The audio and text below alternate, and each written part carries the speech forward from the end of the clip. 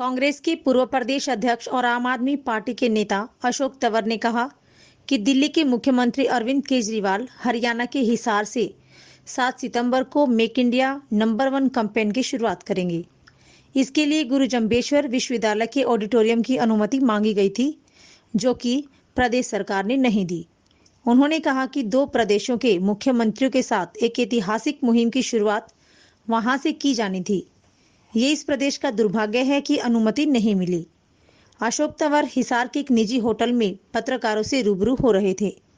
उन्होंने कहा कि देश को आजाद हुए 75 साल हो गए, प्रदेश को बने 55 साल हो गए, बहुत कुछ करने की जरूरत है। उन्होंने कहा कि इसमें किस प्रकार हरियाणा की बेरोजगारी खत्म हो, किसान कर्ज के बोझ से निकलकर जीवन को आगे बढ़ाएं, किस प्रकार हरियाणा में उद्योग लगे, किस प्रकार प्रदेश के साथ साथ देश विश्व में नंबर 1 बने, इसको लेकर चर्चा होगी। इसमें प्रदेश की हजारों यूनिवर्सिटी के छात्र युवा पहुंच रहे हैं। जो अरविंद केजरीवाल जी का एक संकल्प है, सपना है, मिशन है कि हमें इस भारतवर्ष को दुनिया का नंबर 1 देश बनाना है। 130 करोड़ लोगों की जो हमारे नागरिक हैं, हमारी आबादी है, उसको जो उसका पोटेंशियल है वो सही दिशा में लगे ताकि ये देश महान बने, शक्तिशाली बने।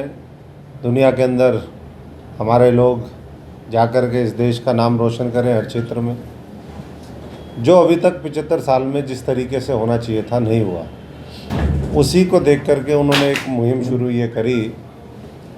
पिछले दिनों दिल्ली से लॉन्च हुई और हरियाणा देश का पहला राज्य होगा जहाँ पर वो किसी स्टेट में जाकर के इसको लॉन्च करेंगे और धीरे धीरे ये पूरे ऑल इंडिया इसकी लॉन्चिंग होगी। इस मुहिम के साथ पूरे देश को जोड़ने का उनका मकसद है, क्योंकि ये दलगत राजनीति से ऊपर उठ करके हमें इसके लिए काम करना होगा। अगर हम ये सोचेंगे कि हम इस पार्टी में हैं, उस पार्टी में हैं, पार्टी विचारधारा ये एक अलग मामला है, लेकिन जब देश की बात आती है तो सबको उसके लिए मिलकर के प्रयास करने चाहिए। और इसलिए जब उन्होंने लॉन्चिंग की उस समय भी ये बात कही कि जो भी साथी हैं इस मुहिम में किसी भी पार्टी के हों, लेकिन जब देश की बात आए अच्छे सुझाव दें और मिलकर के हम ये देश बनाने का काम करेंगे। और देश जब बनेगा जब अलग अलग प्रदेश शक्तिशाली होंगे, उन प्रदेशों के अंदर अच्छा नेतृत्व होगा, उन प्रदेशों के अंदर जो पिछले 75 वर्षों में जो समस्याएं जिससे ये देश ग्रसित है, जिससे वो प्रदेश ग्रसित हैं, उन समस्याओं का समाधान निकलेगा। तो उसी लॉन्चिंग को लेकर के वो हिसार की धरती पर आ रहे हैं। हिसार उन्होंने चुना है, आदमपुर भी जाएंगे। तो मैं सभी साथियों से, पूरे हरियाणा वासियों से अनुरोध करूंगा कि उनकी इस मुहिम का हिस्सा बने। एक टोल फ्री नंबर भी उसमें जारी किया जाएगा, उसके साथ जुड़े और अपने बहुमूल्य अमूल्य सुझाव दे करके, ये ज़रूरी नहीं कि किसी ने राजनीति करनी है तो ही वो इस मुहिम के साथ जुड़ सकता है। इसमें देश के हर भारतवासी के योगदान की हमें अपेक्षा है और उसकी तैयारियां पूरे जोरों पर हैं। वो पहले दिन जब 7 तारीख को आएंगे तो युवाओं के साथ, स्टूडेंट्स के साथ इंटरेक्शन करेंगे। ये दुर्भाग्य की बात है कि जहाँ पर भारतीय जनता पार्टी की डिस्ट्रिक्ट की छोटी छोटी मीटिंगें यूनिवर्सिटी के प्रांगण में होती हों, वहाँ 2 मुख्यमंत्री आ रहे हैं, एक पार्टी के मुखिया आ रहे हैं और नौजवानों से इंटरेक्शन करने के लिए आ रहे हैं। तो हमने यूनिवर्सिटी का ऑडिटोरियम उनसे रिक्वेस्ट करी थी, जिसको उन्होंने डिनाई कर दिया। हमारे साथियों ने वो प्रोटेस्ट भी किया है और आगे अगर कोई भी राजनीतिक व्यक्ति को वो देंगे तो हमारा प्रोटेस्ट जारी रहेगा, क्योंकि जब हमें डिनाई हो सकता है तो औरों को भी उसके अंदर कोई अधिकार नहीं है, या तो वो सबके लिए हो या किसी के लिए ना हो। तो 7 को वो नौजवानों और स्टूडेंट से इंटरेक्शन करेंगे। उसके बाद जो महत्वपूर्ण पार्टी के लीडर साहिबान हैं पूरे हरियाणा से, उनके साथ अलग अलग चर्चा होगी जोन वाइज। कुछ और प्रबुद्ध लोगों से मिलेंगे, कुछ और उनकी विजिट्स रहेंगी, कुछ साथियों से उनको और मिलना है। और अगले दिन तिरंगा यात्रा के माध्यम से आदमपुर मंडी के अंदर यात्रा के समापन के मौके पर एक बड़ी जनसभा रैली को संबोधित करेंगे। उनके साथ पंजाब के मुख्यमंत्री भगवंत मान जी भी आएंगे। तो मैं तो यही सभी साथियों से कहूँगा कि ये देश, ये हरियाणा जब तक आगे नहीं बढ़ेगा, जब तक इसमें आम जनता की, आम आदमी की भागीदारी नहीं होगी, साधारण लोगों को इसमें हिस्सेदारी नहीं मिलेगी। और उसके लिए हम उनके सहयोग की, क्योंकि आज जिस तरीके से राजनीतिक पार्टियां काम कर रही हैं, आप सब ने देख भी लिया है, केवल बड़े बड़े वायदे करती हैं, लेकिन वायदों के बाद चुनावी जब मामला निकल जाता है, सरकारें बन जाती हैं, उन वायदों को भूल जाते हैं और इसीलिए फिर लोग उनसे विमुख भी हो जाते हैं। अभी कैथल में आपने देखा सबने, कैथल के अंदर जेपी नड्डा जी आए, कुर्सियां खाली पड़ी रही, एक मंडी का शेड नहीं भर पाए। तो आप समझ सकते हो भारतीय जनता पार्टी जो ये कहती है हम तो दुनिया की सबसे बड़ी ताकतवर पार्टी है, तो उसका क्या हाल होगा। तो दुनिया की सबसे ताकतवर पार्टी का जब अध्यक्ष आता है तो कुर्सियां खाली रहती हैं। और जब अरविंद केजरीवाल इस हरियाणा की धरती पर आएंगे तो आप उस दिन देख लेना कि क्या होगा। कल दिल्ली के अंदर कांग्रेस की हल्ला बोल रैली थी और उस हल्ला बोल रैली में हरियाणा की जिस तरीके से पहले कांग्रेस की जो भी रैली हुई दिल्ली के अंदर, हरियाणा की सबसे ज़्यादा भागीदारी होती थी, लेकिन कल की रैली में बोल रहे हैं कि सिर्फ 8,000 हरियाणा की तरफ से लोग आए थे। 8,000 तो ये कह रहे हैं, मुझे लगता है 8,000 भी नहीं गए हों, क्योंकि उसी समय बाई चांस मुझे भी दिल्ली से आना था और रास्ते में कोई गाड़ियाँ घोड़े किसी तरीके की कोई सुगबगाहट मुझे नहीं लगता कि हिसार से भी कोई बहुत ज़्यादा, आप तो पत्रकार साथी हैं, सबके ऊपर आप भी नज़र रखते हैं, पैनी नज़र रखते हैं, तो आप भी इस बात को महसूस करते हो कि जो भागीदारी होती थी, और वो इसलिए होती थी कि हमारे जैसे लोग संघर्ष कर रहे थे, तो संघर्ष करने वाले बचे नहीं, बेईमान गद्दार लोग वहाँ पर बैठे हैं, पार्टी को अंदर से खोखला कर रहे हैं। तो इसलिए हल्ला जो बोलना है, मैं समझता हूँ कि जनता की तरफ से आज की सरकार की नीतियों के ऊपर हल्ला बोलना पड़ेगा, चाहे वो प्रदेश में हो चाहे देश में हो। और उसके लिए हम जनता से आह्वान कर रहे हैं कि आइए इस आम आदमी पार्टी को, जो आम आदमी के लिए बनी है, जो एक जन आंदोलन है, इसके हिस्सेदार और हम कदम बन करके केजरीवाल जी के साथ हम आने वाले समय में प्रदेश में एक अच्छा राज स्थापित करें। वो राज जो इस देश को दुनिया का शक्तिशाली राष्ट्र बना सके। जो आज से 300 साल पहले पूरी दुनिया के जीडीपी में 25% हिस्सेदारी इस भारतवर्ष की थी, लेकिन आज आप देख लीजिए कितनी हिस्सेदारी है। आज महापूंजीपतियों के बारे में सोच रहे हैं, अडानी दुनिया का नंबर 1 आदमी कैसे बने, इसके ऊपर प्लानिंग चल रही है और कोई प्लानिंग नहीं है।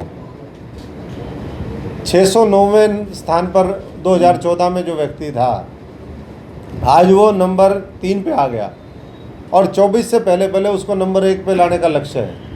देश जाए भाड़ में, प्रदेश जाए भाड़ में, यहाँ के नौजवान को रोजगार मिले ना मिले कोई मतलब नहीं, यहाँ के लोगों को अच्छी शिक्षा मिले कोई मतलब नहीं। स्कूल 105 बंद कर दिए, सब जगह धरना प्रदर्शन जारी है। हमारे साथी, हमारी पार्टी के सभी पदाधिकारी सारे ग्रामीणों के साथ मिलकर के उसमें पूरी तरीके से मजबूती से भागीदार हैं। स्वास्थ्य की सेवाओं का क्या हाल है ये आप सब ने देख लिया। उद्योग धंधे इस देश में आने की बजाय वो यहाँ से पलायन हो रहे हैं। निवेश जो पहले आता था, निवेश में लगातार गिरावट आई है।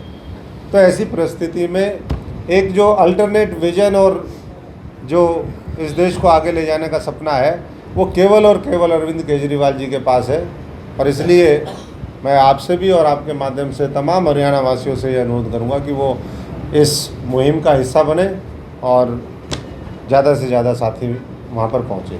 2 दिन तक मुख्यमंत्री यहाँ अरविंद केजरीवाल भी रहेंगे और पंजाब के मुख्यमंत्री भी रहेंगे। खास करके आदमपुर उपचुनाव को लेकर के किसी नई बड़ी ज्वाइनिंग की है? देखिए, ज्वाइनिंग तो अभी हमारे भाई ये पीछे बैठे हैं, ये भी करेंगे, बहुत से साथी उस दिन भी ज्वाइन करेंगे। तो जब हम ये कह रहे हैं कि भारत को, इस हरियाणा को नंबर 1 बनाने के लिए जो भी साथी अपना सहयोग देना चाहता है, वो सब खुले तौर पे आमंत्रित हैं। उपचुनाव को लेकर के कोई ऐसा, मैं वही कह रहा हूँ कि चुनाव तो इस बड़ी प्रक्रिया का हिस्सा है, देश में अच्छा नेतृत्व तैयार करने के लिए। तो जो भी साथी इसमें जुड़ेगा, जुड़ने के लिए तो पूरा हरियाणा तैयार है। तो बड़ी छोटी सारी ज्वाइनिंग ही होंगी, सब होंगी। कल कुलदीप विश्वविजय ने एक कार्यक्रम के दौरान एक बात कही, अरविंद केजरीवाल अगर उपचुनाव के लिए आदमपुर आ रहे हैं तो उन्हें चूरमा मिलेगा, हलवा मिलेगा, लेकिन वोट नहीं मिलेंगे। इसके बारे में देखिए, ये तो सब जानते हैं, पूरा हिसार जानता है, पूरा हरियाणा जानता है। चूरमा, हलवा, घी, पूरी, ये तो वो सारी सबके नाम की पहले ही खा चुके हैं। अब हम खाने के लिए नहीं आए हैं, हम तो बनाने के लिए आए हैं। और इसलिए वोटों की जहाँ तक बात है, ये तो जब चुनाव होंगे तब समझ में आएगा। बहुत लोगों को गलतफहमियाँ होती है, और गलतफहमी तो बड़े बड़ों की दूर होती है, और वहम बड़े बड़ों का निकलता है। इस बार इनका भी निकल जाएगा। आदमपुर से सिकंदर कुमार जी जो आपके साथी भी रहे हैं, क्या अभी तो बीजेपी में कांग्रेस छोड़ के गए थे, क्या आम आदमी पार्टी में आने की संभावना है? सुनने में ये आया है कि कुछ आप लोगों से बातचीत चल रही है। जितेंद्र जी, सत्येंद्र जी, जी।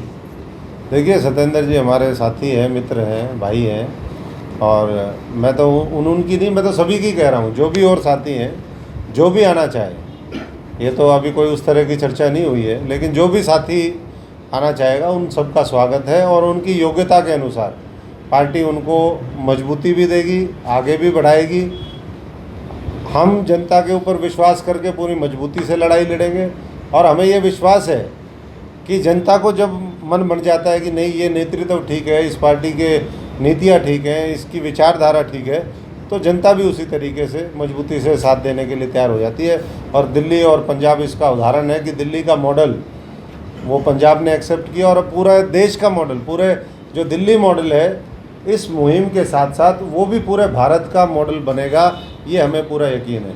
आदमपुर से सोनाली फोगाट चुनाव लड़ चुकी हैं 2019 में। उनका परिवार आज दर-दर की ठोकर खा रहा है कि सीबीआई जांच की मांग कर रहे हैं। तो ऐसे में अभी तक कोई सीबीआई जांच की मांग नहीं की गई है। What you have to say about this?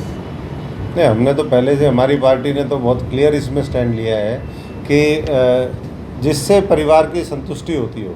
अगर परिवार को ये लगता है कि जो अभी तक की जितनी भी इन्वेस्टिगेशन है वो ठीक दिशा में नहीं जा रही है, और सीबीआई या सिटिंग हाई कोर्ट के जस्टिस के माध्यम से उसकी इंक्वायरी होनी चाहिए, जो भी उसका है, तो हम पूरे इस मांग के साथ हैं। और हम आज व्यक्तिगत तौर पर पहले भी, हमारे परिवार के सदस्य तो पहले भी गए हैं, और आज हम भी वहाँ पर उनके परिवार से मिलने जाएंगे, और लेटेस्ट जो भी डेवलपमेंट है, और क्या अभी तक उनकी संतुष्टि हुई या और क्या चाहते हैं वो, हमसे भी, हमारी पार्टी से भी, और हमारे नेतृत्व से, वो भी बात करेंगे। सर, कुछ ऐसे मसले हैं जिसके सवाल पहले आपसे उनसे हमने पूछा, आपसे पूछते, और नए जो लोग हैं उनसे भी। हरियाणा में और पंजाब में जैसे चंडीगढ़ का मसला है, SYL का मसला है, उस पर अलग अलग स्टेट में जाकर के आम आदमी पार्टी, आपकी पार्टी, उनके नेताओं को विचार बदल, स्टैंड बदल गया।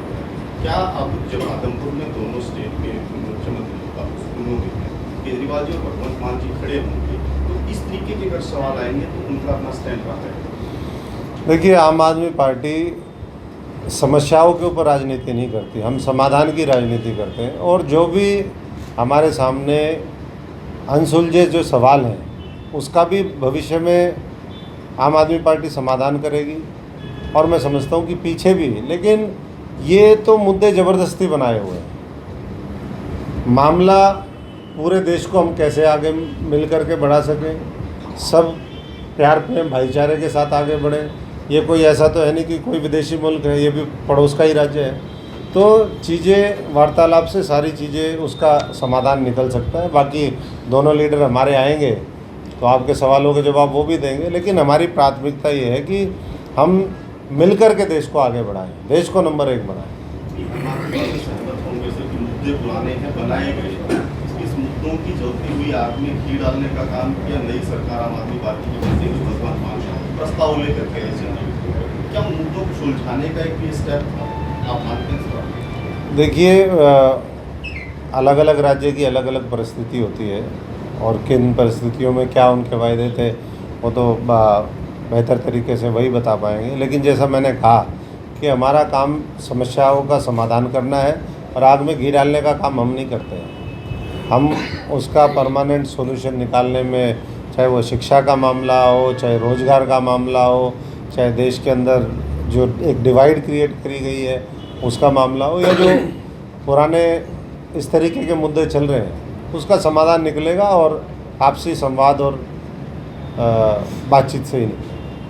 हरियाणा में कांग्रेस पार्टी कह रही है बड़ी मजबूती के साथ वो अब तैयारी कर रहे हैं। एक दौर था जब अशोक तंवर भी प्रदेश अध्यक्ष रहे हैं कांग्रेस के, उस कांग्रेस में राज उदयवान जो कांग्रेस कितना अंतर मानते हैं, कितनी मजबूती? देखिए, वो अंतर का तो नतीजा आएगा 2024 में, क्योंकि जो 6 साल का मेरा संघर्ष था उसकी बदौलत 15 से 31 सीटें हमने दिलवाई थी। 4 दिन पहले आए हुए लोग क्या किया उन्होंने तो टिकटें पैसे ले लेके टिकट बांट दी, बीजेपी से साठ गांठ करके टिकटें बांटी, नहीं तो आज सरकार ही हरियाणा में कांग्रेस की होनी थी। उनका तो नतीजा ये था। जो अब का जो होगा वो तो अब दिख जाएगा आपको। पूरे हरियाणा में अभी तक डिस्ट्रिक्टों में तो विजिट हुई नहीं है इनकी, ना कोई जानता, ना कोई पहचानता, ना कोई मानता। और खुद ही ये कह देते मैं तो वही रबड़ स्टैंप हूँ, मैं तो जिसने बनवाया है वो फैसला लेगा मेरा।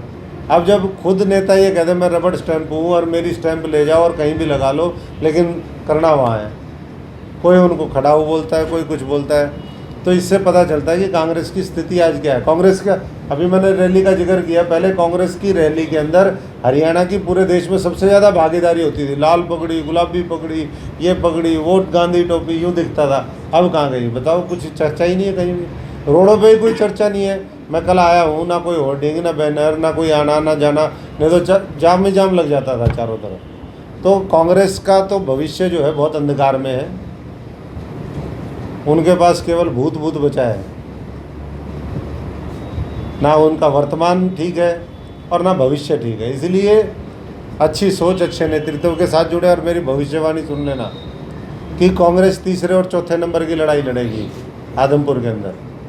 मैंने वहाँ भी कहा था इलाहाबाद में जमानत जब्त होगी थी, उस आदमी के 60,000 वोट आए हुए थे भाई बेनीवाल के। मैंने कहा था गलत पार्टी में फंस गए, यहाँ तो ये तो नीचे ही नीचे जो है मारेंगे तेरे को भाई। मिल गए थे एक दिन कैंपेन के दौरान, वही हुआ, तीसरे नंबर पे आए, जमानत जब्त हुई। और यहाँ भी कोई भी लड़ ले, कोई मतलब कोई जिसके गलत फहमी हो वो भी आ जाए, यहाँ तीसरे और चौथे नंबर पे कांग्रेस की लड़ाई होगी।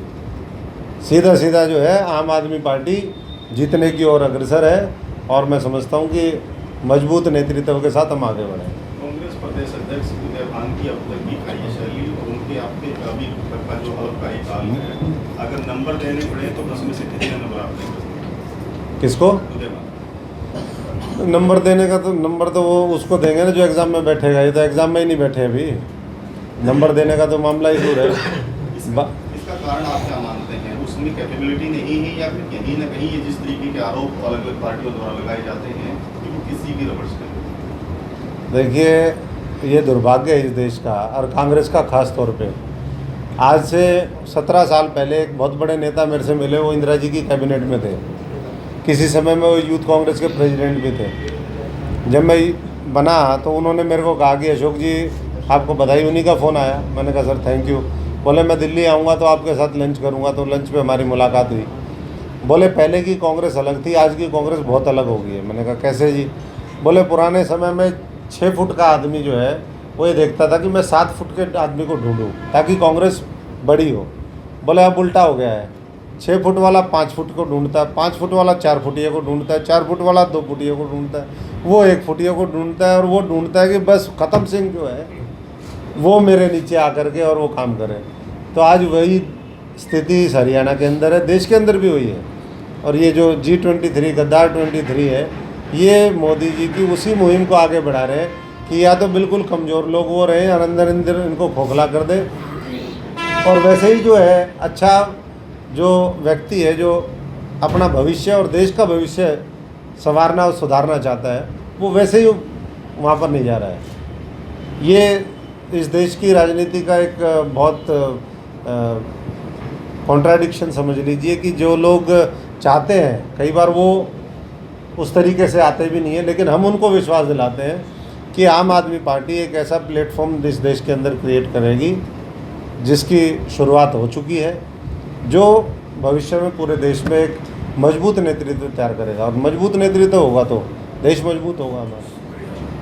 बहुत बहुत धन्यवाद। हमारे साथियों से वो प्रभाकर जी और हाँ आप दिल्ली मॉडल की बात करते हैं, आपने खुद एक मंच से कहा था कि दिल्ली में 1 मिनट नहीं मिले विकास के नाम पे, और केजरीवाल दूसरा मोदी है फैक्ट्री। ये आपके ज्ञान है, क्या कहना है, अब क्या कैसे बदल गया आपका? देखिए, जो ज्ञान की प्राप्ति होती है वो ऐसा तो है नहीं कि जब ज्ञान नहीं था ये माना जाए, देखिए ये समय के साथ होता है। अब ऐसा तो क्योंकि आप प्रदेशाध्यक्ष थे उसके। नहीं, प्रदेश अध्यक्ष था, बहुत सी चीज़ें ऐसी होती है। उस समय नई नई सरकार आई थी आम आदमी पार्टी की, बहुत से आम आदमी पार्टी भी अपना उन्होंने भी मॉडल वो तैयार किया, उनको सरकार दिल्ली की कोऑपरेट नहीं कर रही थी। व्यक्ति को, पार्टी को पैर जमाने के लिए समय लगता है। उसके बाद उन्होंने अच्छा काम किया, लोगों ने, पंजाब के लोगों ने उसके ऊपर मोहर लगाई, अब हरियाणा वाले भी लगाएंगे। तो ऐसा नहीं कि कोई मैं ब्रह्मज्ञानी हूँ, मैं ये कहूँ कि हाँ भाई मेरे को सारा नॉलेज है।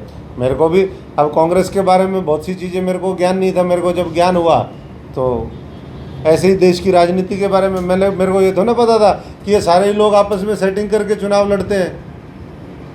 अगर ये मेरे को पता होता या तो मैं उसी लाइन में होता या मैं पहले से इनके विरोध में खड़ा हो जाता। हमने कांग्रेस क्यों छोड़ी? बीजेपी के साथ मिलकर टिकटें बांट रहे थे सारी, बोले तू मेरे को बचा, मैं तेरे को बचाऊंगा। आज 8 साल से बता दो कौन सा जेल में गया कांग्रेस का आदमी, और बीजेपी के कितने भ्रष्टाचार के मामले उन्होंने उजागर किए। कोई भी मामला भ्रष्टाचार पे तो बोलते ही नहीं अगले, क्योंकि खुद लाख लाख करोड़ रुपए के, हजारों करोड़ रुपए के उन्होंने भ्रष्टाचार किए, वो क्या बोलेंगे? कुलदीप बिश्नोई ने कांग्रेस छोड़ी, वो कहते हैं कि वो प्रधानमंत्री की नीतियों से प्रभावित छोड़ी। आपको क्या लगता है? प्रधानमंत्री की कौन सी नीति कि किसानों के खिलाफ 3 काले कानून पास कर दिए? प्रधानमंत्री की कौन सी नीति कि भाई झूठ बोल करके जो है कि 2-2 करोड़ लोगों को रोजगार देंगे, रोजगार एक का भी नहीं दिया। आज 27 करोड़ बेरोजगार इस देश के अंदर तैयार कर दिए। प्रधानमंत्री की कौन सी नीति? केंद्र के पाले में अभी SYL का मामला है, वो तो 6 साल से प्रधानमंत्री ने हरियाणा के लोगों को टाइम ही नहीं दिया मिलने के लिए। हम तो उस ऑल पार्टी मीटिंग में भी थे जिसमें मुख्यमंत्री जी ने 2016 में बनाया। उसके बाद हम राष्ट्रपति से मिल लिए, हम होम मिनिस्टर से मिल लिए, सबसे मिल लिए थे उस समय, लेकिन प्रधानमंत्री ने आज तक नहीं। उनकी कौन सी नीति से?